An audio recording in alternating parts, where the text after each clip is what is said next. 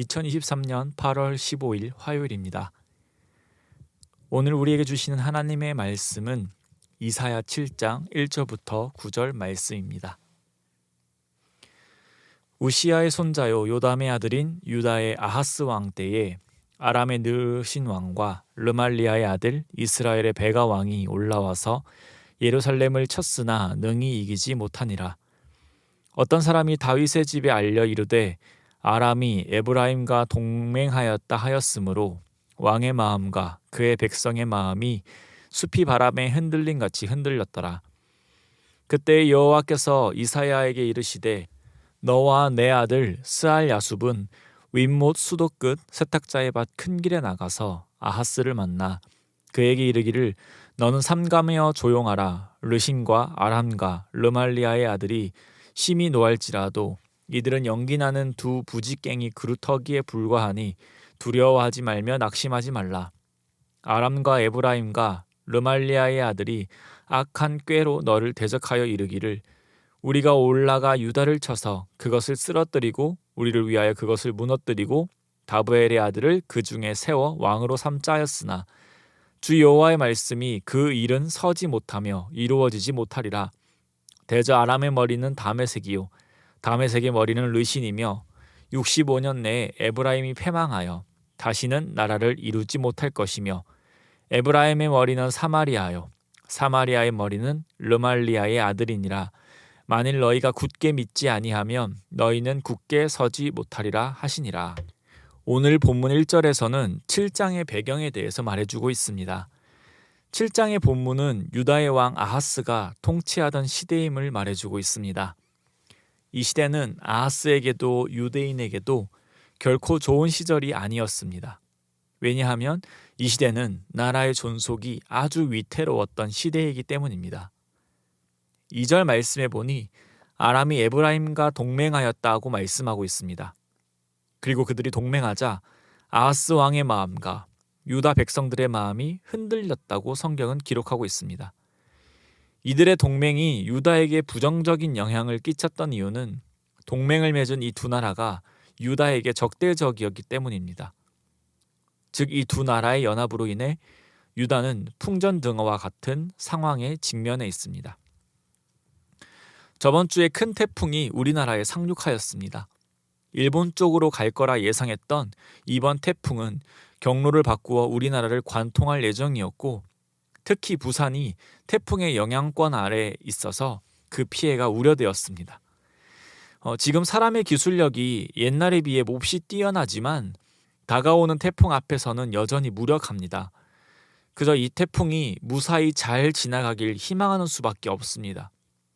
우리가 이런 자연 앞에서 무력감을 느끼는 것처럼 아하스 왕도 유다 백성들도 다가오는 거센 태풍과도 같은 문제에 깊은 좌절감을 느꼈을 것입니다. 우리도 이들과 같이 우리의 삶을 죄어오는 또 우리의 목숨이 나의 가족의 숨통이 조여오는 것 같은 삶의 문제들이 분명히 있지 않습니까? 그때 아하스는 또 유다 백성들은 어떤 태도를 취해야 할까요? 오늘 이사야 말씀에 직접적으로 말해주고 있진 않지만 아하스는 자신의 도움이 어디서 올 수 있는지 고민하였고 그 해답을 아수르에게서 찾았습니다. 이 두 나라를 견제하고 자신을 구원해줄 힘이 바로 아수르에게 있다고 생각한 것입니다. 역사적으로 나라와 나라가 동맹을 맺고 다른 세력을 견제하거나 공격하는 것은 참으로 비일비재한 것입니다. 생존이라는 가장 중요한 가치 앞에 국제 정세를 읽고 처세를 잘하는 것은 참으로 대단한 능력입니다. 아하스도 한 나라의 왕으로 그 나름대로의 가장 합리적인 사고와 판단을 내렸을 것입니다. 그러나 그 합리적인 판단이 신앙인으로서의 믿음보다 결코 중요하지 않습니다. 심지어 그것이 생존이라 해도 말입니다. 아하스가 아수르를 의지한다는 것은 그 당시 문화를 보았을 때에 아수르의 신들을 인정한다는 뜻과도 마찬가지입니다.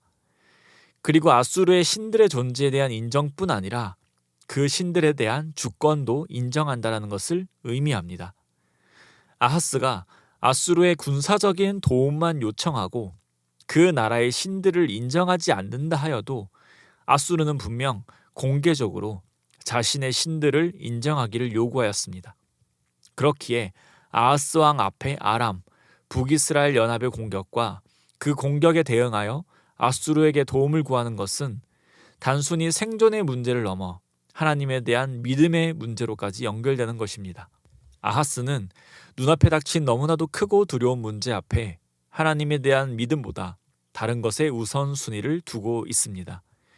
이런 급박한 문제 앞에 3절에 이사야는 하나님으로부터 말씀을 받습니다. 하나님께서는 이사야와 내 아들 스알야숲이 아하스를 만나라고 말씀하십니다. 그리고 아하스에게 르신과 르말리아의 아들은 연기나는 두 부직갱이 그루터기에 불과하다고 말씀하십니다. 르신은 아람의 왕을 가리키고 르말리아의 아들은 이스라엘의 왕 베가를 가리킵니다. 지금 남유다를 심각하게 위협하고 있는 아람과 북이스라엘 동맹은 그저 연기나는 두 부직갱이라고 말씀하십니다. 하나님께서는 이사야의 아들 스알야숲과 함께 아하스를 보기 원하셨습니다. 스알야숲의 이름의 뜻은 남은 자들이 돌아온다라는 뜻입니다. 그렇게 아하스는 이사야의 아들을 보자마자 하나님이 원하시는 것이 무엇인지 알게 되었을 것입니다. 또 연기나는 부직갱이는 무엇인가요? 불은 위협적입니다. 불은 가연물을 필요로 합니다. 불탈 게 있어야 불이 존재합니다. 장작은 불타는 직접적인 원인입니다. 그래서 장작은 위협적입니다. 하지만 부직갱이 그 자체는 불타지 않습니다. 장작의 역할과 다릅니다. 부직갱이가 연기가 난다 할지라도 그것은 불을 피우는 데 필요한 도구일 뿐 불에 있어서 필수적인 것은 아닙니다. 그러니 아하스와 남유다 앞에 아람과 북이스라엘이라는 대적이 몹시 크고 심각한 문제처럼 보이지만 실상 그들은 아무것도 아니라는 것입니다. 하나님께서는 그들은 별 볼 일 없으니 신경 쓰지 말라라고 말씀하시는 것입니다.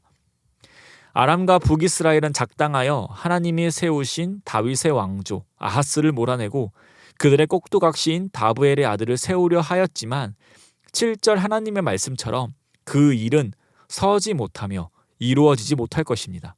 왜냐하면 그것은 하나님의 뜻이 아니기 때문입니다. 이 아하스가 두려워하는 것은 무엇입니까?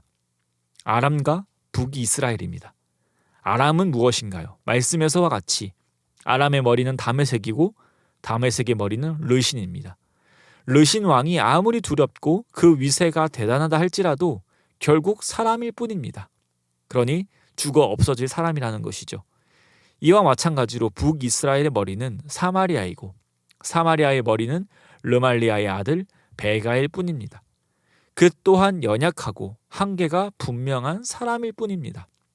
아하스와 남유다가 두려워하는 그 실체는 아하스와 동일한 사람일 뿐입니다. 그러나 아하스의 머리는 누구입니까? 남유다의 머리는 누구인가요? 남유다뿐만 아니라 사람의 머리, 온 우주의 머리는 누구십니까? 바로 하나님이십니다. 그러니 오늘 본문을 통해 말씀하시는 것은 아하스와 남유다 앞에 펼쳐진 문제, 목숨을 앗아갈 것 같은 심각한 절망적인 상황에서 창조주 하나님을 보고 신뢰하고 의지하라는 것입니다. 어떻게 그럴 수 있을까요? 하나님에 대한 믿음이 맹신이 아닌 믿음일 수 있는 이유가 무엇입니까? 그 문제가 아무리 크다 할지라도 그것은 부직갱이와 같으며 참 머리이신 하나님의 주권 아래에 있기 때문입니다. 모든 것이, 모든 문제가 하나님의 손 아래에 있고 우리에게 있어 극복하기 불가능한 문제, 그 문제 또한 하나님의 섭리 아래에 있기 때문입니다. 그러니 아수르를 의지하고 싶어하는 아하스 왕에게 하나님께서는 이사야를 통해서 너가 정말 누구를 신뢰하고 의지해야 하는지를 말씀해 주십니다. 사랑하는 성도님, 우리는 늘 이 사실 앞에 도전받습니다. 지금 본문에 등장하는 것과 같이 나라의 존폐가 달린 대단한 문제가 아니라 할지라도 우리는 개인의 파멸을 경험하는 것과 같은 문제를 마주하곤 합니다. 우리의 힘과 능력을 벗어나는 그 문제 앞에 우리는 그 문제를 어떻게 대하고 어떻게 행동해야겠습니까? 하나님을 모르는 자들에게 이런 문제는 세상의 문제일 뿐이고 운의 문제일 뿐이고 시스템의 문제일 뿐입니다. 그렇기에 또 다른 방법을 찾으며 발버둥 칠 것입니다. 그러나 하나님을 알고 그리스도의 제자들에게 이런 문제들은 정말 단순한 문제입니다. 하나님을 믿고 신뢰하며 살아가든지 하나님을 신뢰하지 못하든지의 문제일 뿐입니다. 우리는 연약하여 우리의 눈은 그 문제에 고정되고 그 문제에 압도당합니다. 그러나 하나님의 자녀로 믿음의 눈을 들어서 그 너머의 모든 것을 주관하시는 그 하나님을 보시길 소망합니다. 모든 것의 주인 되시는 하나님께서 우리와 함께 하신다는 그 말씀을 믿음으로 모든 문제 속에 살아 역사하시는 하나님을 경험하시기를 소망합니다. 한 찬양의 가사처럼 바다를 건너야 할 때 바다가 갈라지지 않으면 망하게 되는 것이 아니라 나를 바다 위로 걷게 하실 수 있는 그 하나님을 믿으시기를 소망합니다. 그리하여서 오늘 하루도 전능하신 하나님과 동행함으로 우리에게 닥쳐오는 모든 상황 속에서 하나님을 믿는 믿음으로 평안함으로 살아가시는 하루 되시기를 소망합니다. 기도드리겠습니다. 사랑의 하나님 감사드립니다. 오늘도 주님의 백성 삼아 주시고 우리를 사랑하셔서 우리와 영원토록 함께 하시니 감사드립니다. 오늘 말씀에서와 같이 우리의 인생 가운데 크고 작은 문제들이 늘 찾아옵니다. 아하스와 유다 백성들이 압도당하고 목숨을 반드시 잃을 것 같은 문제 속에서 말씀을 통해 하나님을 보게 하신 것처럼 우리에게 닥치는 모든 상황 속에서 하나님만을 의지하고 신뢰하는 믿음을 더하여 주시옵소서. 날마다 하나님을 바라봄으로 하나님의 전능하심을 경험케 하여 주시고 하나님의 전능하심을 경험함에 따라 더욱더 하나님에 대한 믿음이 자라나 모든 상황 속에서 모든 문제들을 하나님과 함께 능히 헤쳐나가며 살아가게 하여 주시옵소서. 그리하여서 그 문제들 앞에서 선택하는 것과 그 문제들을 대처하는 우리의 모습을 통하여 주님 홀로 영광 받아 주시옵소서. 오늘도 하나님과 동행함으로 늘 평안함과 기쁨으로 살아가기를 원합니다. 도저히 기쁠 수 없는 상황에서도 우리와 함께 하시는 그 하나님 한 분만으로 만족하며 기뻐하며 살아가는 우리 되게 하여 주시옵소서. 그렇게 해주실 줄 믿사오며 이 모든 말씀 우리를 구원하신 예수 그리스도의 이름으로 기도드립니다. 아멘. 이 시간 함께 기도하실 때 주신 말씀을 붙들고 기도하시고 우리 주간 기도 제목에 따라 환우들과 섬김 사역을 위해서 기도드리겠습니다. 항암 치료 중이신 분들과 또 영적으로 육적으로 힘든 분들을 위해서 함께 기도해 주시길 원합니다. 또 기쁨으로 섬기는 우리 교회가 되도록 모든 섬김 사역을 통하여서 세상의 소망이 되는 우리 교회가 되도록 기도해 주시기 바랍니다. 우리 합심 제목과 개인적인 제목으로 기도드리겠습니다. 함께 기도하겠습니다.